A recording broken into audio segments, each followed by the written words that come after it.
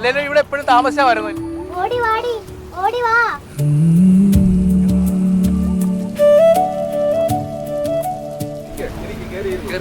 എന്താ മുത്തേ നിനക്ക് ഈയിടെയായിട്ട് ഇത്ര സന്തോഷം? ഇത്തിരി ജാട കൂടുന്നു. കോടികളി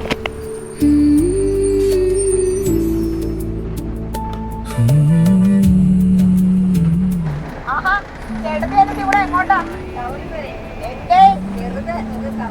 ആഹാ, കാര്യമായിട്ടാണല്ലോ രണ്ടുപേരും കൂടെ. അതെ. ആഹാ, ശരി ശരി, നടക്കട്ടെ നടക്കട്ടെ. ആഹാ, ഞാനാടി പുതിയൊരാള് മുമ്പൊന്നും ഇവിടെ കണ്ടിട്ടൊന്നും ഇല്ലല്ലോ. ആളെ കാണാൻ കൊള്ളാം. ചേച്ചിയാണ് കൊള്ളാലോ. ചേച്ചി പാവമാണെന്ന് അമ്മ പറയുന്നത്. ചേച്ചി പുലിയാണെന്ന് എനിക്കല്ലേ അറിയൂ. എന്റെ പൊന്നു മോളെ, ആളൊരു ജോലിക്കാരനാണെന്ന് തോന്നുന്നു. എന്തായാലും എനിക്ക് ഇഷ്ടപ്പെടും. എനിക്കും ഇഷ്ടപ്പെട്ടു. നീ നോക്കിക്കോ ചേച്ചി. ഞാൻ നോക്കുന്നുണ്ടടി. ആൾ ഒടുക്കത്തെ ജാടയാ, നോക്കുന്ന പോലും ഇല്ല.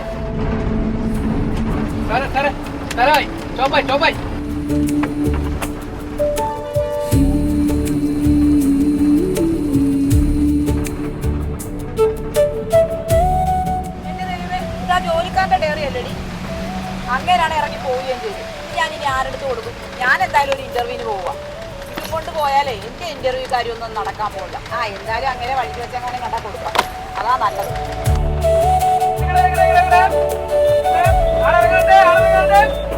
എടി മോളെ, ചേച്ചി ഇറങ്ങും വേണ്ട.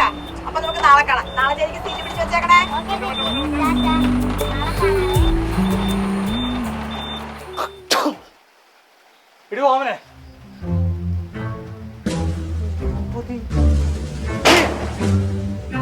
എന്താണ് മനുഷ്യ?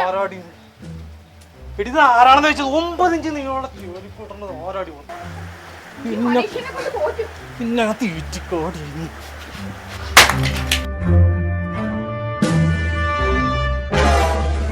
ചേട്ടാ, നിങ്ങൾക്ക് എന്താ ഭ്രാന്തുണ്ടോ ഈ പാവ ഓമൻ ചേച്ചി ഇങ്ങനെ സംശയിക്കാനായിട്ട്? എന്ത് സംശയമാ ഇത്? മാറു മനുഷ്യ, ഈ മുതുകാലിനെ കൊണ്ട് ഞാൻ തോറ്റു. മോള് നോക്കിക്കേ, ദേ ഇത്രയും നീളമുള്ള മുടിയായിരുന്നു. ഈ കാലമാടം വലിച്ചു വലിച്ച് ദേ ഇത്രയാക്കി. എന്റെ പൊന്നു ചേച്ചി, ചേച്ചിയെങ്കിലും ഒന്നും മിണ്ടാതിരിക്കും. പിന്നെ ചേട്ടനോട് ഞാൻ സംസാരിക്കാം. ഇങ്ങനെയാണെന്ന് പ്രശ്നം ഉണ്ടാക്കാതെ. ഇങ്ങോട്ടാണോ എന്നറിയാൻ വരാം. ഒരു വണ്ടി പോലീസ് വരുന്ന കണ്ടി കാലേന്ന് ഞാൻ. ഇനി ആരെങ്കിലും വിളിച്ചു പറഞ്ഞു കാണുമെന്ന് അറിയില്ല. പിടിച്ചോണ്ട് പോയാൽ അകത്ത് കിടക്കാൻ വേണ്ടി വരും. ആരുമില്ല ഇറക്കാനായിട്ട്. നീ പറഞ്ഞു നന്നായി.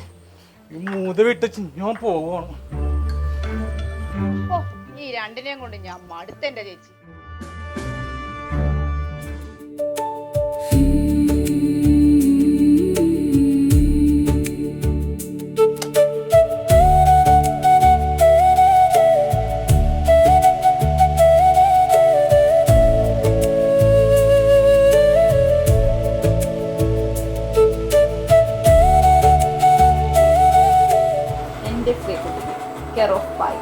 ചേർത്തല.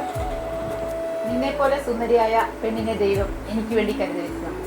എനിക്ക് ജീവനോടത്തോളം കാലം അവളെ ഞാൻ ആർക്കും വിട്ടുകൊടുക്കില്ല. പാവശങ്കർ നാളെ ശ്രീകുട്ടിയുടെ വീട് കണ്ടുപിടിച്ചിട്ടുള്ളൂ ബാക്കി കാര്യം.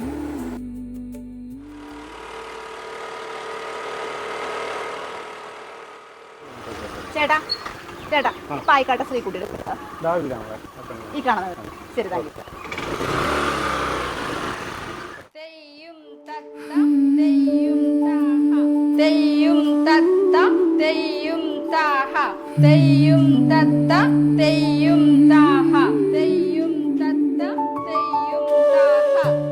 ശ്രീകുട്ടിയുടെ വീടല്ലേ ഇത്? പൊന്നൂട്ടി നിന്നെ കാണാൻ വിളിക്കുന്നു.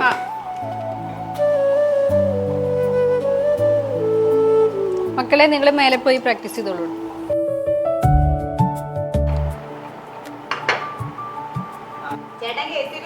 അതെ ചേട്ടാ, ഞങ്ങളുടെ വീട്ടിലെ ഫ്യൂസ് പോയിരിക്കുക. ഒന്ന് വന്ന് കെട്ടിത്തരുമോ? ഒന്ന് കെട്ടിയതാ അന്യാണ് അനുഭവിക്കുന്നു ഞാൻ. അതെന്തായാലും കൊള്ളാലോ. മോൾക്ക് എന്താ വേണ്ടത്? എനിക്കൊന്നും വേണ്ട. ഞാൻ ഒരാളുടെ ഡീറ്റെയിൽസ് അറിയാൻ വന്നതാണ്. ആരുടെ? ശങ്കറിന്റെ.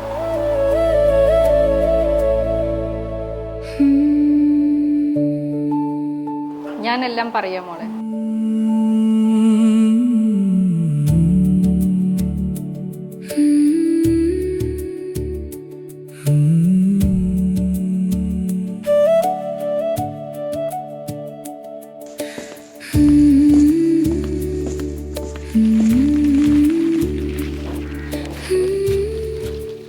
ഒരു റേഷൻ ഉണ്ട്.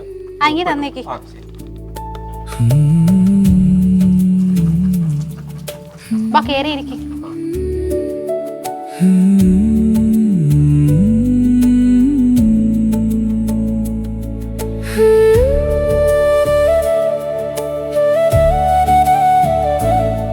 അളിയോ എന്താടാ?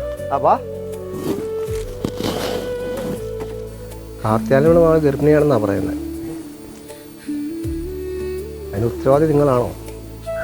നാട്ടുകാർ പറയുന്നത് അങ്ങനെ. നീ പോടാ, എനിക്കൊന്നും അറിയത്തില്ല. ഏതായാലും നീ വന്നത് നന്നായി. ഞാനിവിടെ തിരുവനന്തപുരത്തേക്ക് ട്രാൻസ്ഫർ ആയി പോവാം.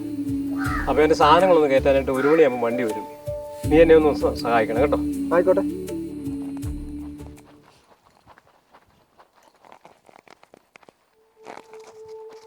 റാണിമോളെ, എന്തായാലും സംഭവിച്ചു പോയി. എനിക്കൊരു കുടുംബമുണ്ട്. അവരറിഞ്ഞാൽ ഞാൻ പിന്നെ ജീവിച്ചിരിക്കില്ല. ഇന്ന് ഞാൻ ഇവിടുന്ന് ട്രാൻസ്ഫർ ആയി പോവുകയാണ്. തിരിച്ചു വരുമ്പോൾ ഞാൻ നിന്നെ സ്വീകരിച്ചോളാം. അതുവരെ ഈ ബന്ധം ആരും അറിയില്ല.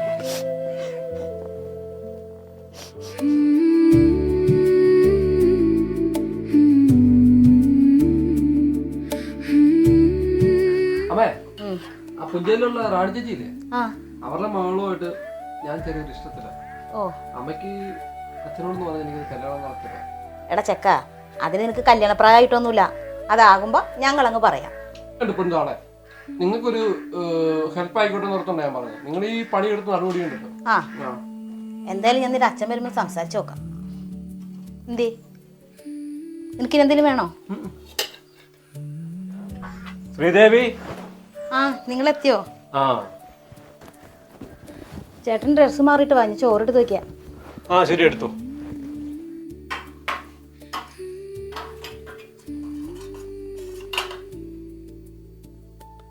അതെ, നിങ്ങളുടെ മകന് പുഞ്ചോലുള്ള റാണിയുടെ മകളായിട്ട് ഒരു ഇഷ്ടത്തിലാ. ഏത് റാണി? പുഞ്ചോലുള്ള റാണി. അത് ഒരിക്കലും നടക്കത്തില്ല. എന്താ കാര്യം? അവര് തമ്മിൽ നല്ല ചർച്ചയാ. കണ്ട ആങ്ങളും പെങ്ങളും പോലെ തന്നെ ഇരിക്കും. അതേടി, അവർ ആങ്ങളെയും മകളും തന്നെയാ. എന്ത് വർത്തമാനം പറയുന്നത്? നിങ്ങൾക്ക് എന്താ ഭ്രാന്തുണ്ടോ മനുഷ്യ?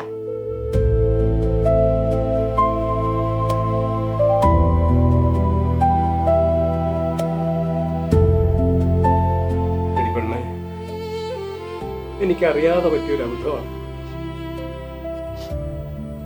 അവളും നമ്മുടെ മോളാ. നമ്മുടെ മോൻ ഒരിക്കലും അറിയരുത്.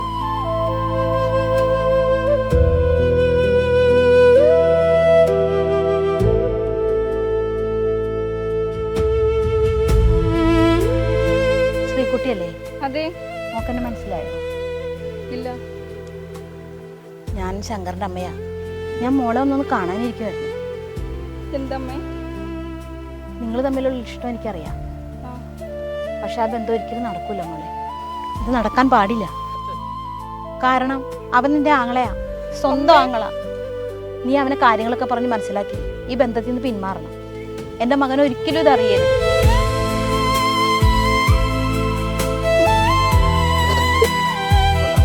മീറ്റർ ബോക്സിന്റെ പുറത്ത് എല്ലാം വെറുതെ കിടക്കുക കേട്ടാ. ഇതൊക്കെ എല്ലാം ഫാൾട്ടായത് എല്ലാം കാണിക്കുന്നു കേട്ടാ. ഹലോ, ഇവിടെ ആരും ഇല്ലേ? ഇവിടെ എന്താ കംപ്ലൈന്റ്? 2 ദിവസമായിട്ട് ഇവിടെ കറണ്ട് ഇല്ല. എന്റെ ഓഫീസിൽ വിളിച്ച് പറഞ്ഞായിരുന്നോ? പറഞ്ഞായിരുന്നു. പ്രകാശ, അത് നോക്കിയേ. നീ 10 മണി സീക്രട്ട് ഇല്ലേ? നീ ആ മണ്ണെണ്ണല്ലേ? എടി പൊട്ടി, നിന്റെ പുറകെ എത്ര നാൾ ഞാൻ നടന്ന നിങ്ങൊരു മൈൻഡ് ഉണ്ടായിരുന്നു. ഒന്ന് പോടാ.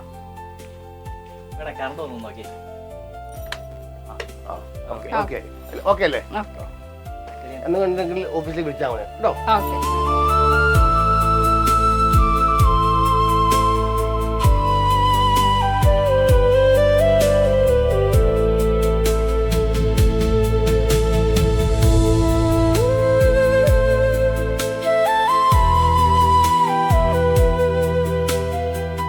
മോളെ, നിനക്ക് പറ്റും അവനെ ജീവിതത്തിലേക്ക് ഒന്ന് തിരിച്ചു കൊണ്ടുവരാൻ. എന്തായാലും ചേച്ചി, എനിക്കൊരു ജീവിതം ഉണ്ടെങ്കിൽ അത് അദ്ദേഹത്തിൻ്റെ കൂടെ.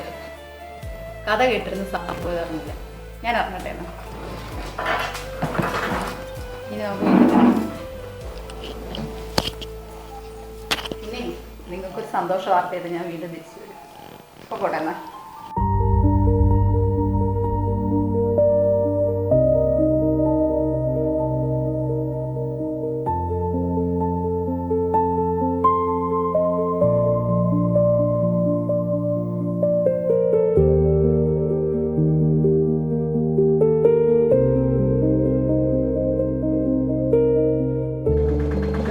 അത് 333 രൂപയ്ക്ക് പോട്ടെ.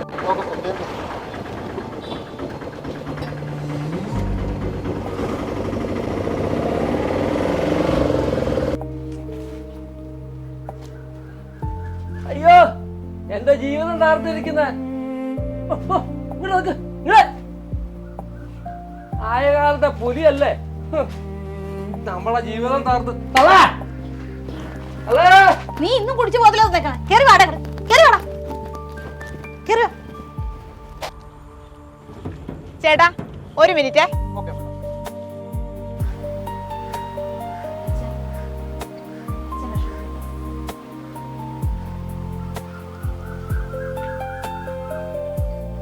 മോളെ ഏതാ?